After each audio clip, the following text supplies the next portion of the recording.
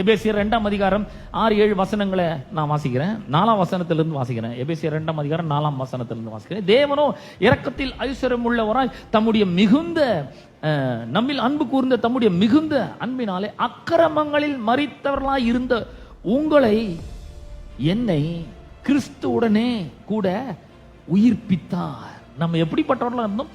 அக்கிரமங்களில் மரித்தவர்களாய் இருந்த நம்மை. அந்த மாதிரி ஒரு ஸ்டேட்டஸ் இருந்தது நமக்கு. நம்ம யாரு? பாவத்தில் அக்கிரமத்தில் மரித்து போனவர்களாம் கிடந்தோம். அப்படிப்பட்ட நம்மேல் வைத்த தமது மிகுந்த அன்பினாலே அவர் இரக்கத்தில் ஐஸ்வர்யம் உள்ளவராக இருக்கிறார். He is rich in mercy. He is very much rich in mercy. அவர் நம்ம மேல ஒரு மகா பெரிய அன்பையும் இரக்கத்தையும் காமிக்கிறாரு. நீ இந்த மாதிரி அக்கிரமத்துல மரித்து போனவனா இதே நிலைமையில கிடக்கிறது எனக்கு பிடிக்கல. என் ஸ்டேட்டஸ்க்கு நான் உன்னை உயர்த்த போறேன். என்னுடைய ஸ்டேட்டஸை நான் உனக்கு தரப்போறேன் அப்படின்னு சொல்லி நம்ம மேல மிகுந்த அன்பு கூர்ந்து அக்கிரமங்களில் மரித்தவர்களா இருந்த நம்மை கிறிஸ்துவுடனே கூட முதல்ல என்ன பண்ண உயிர்ப்பித்தார். இங்க உட்கார்ந்து இருக்கிற எல்லாருமே கிறிஸ்துவுடனே கூட உயிர்ப்பிக்கப்பட்டிருக்கிறீர்கள். உங்களை பத்தி தான் நான் பேசிட்டு இருக்கிறேன்.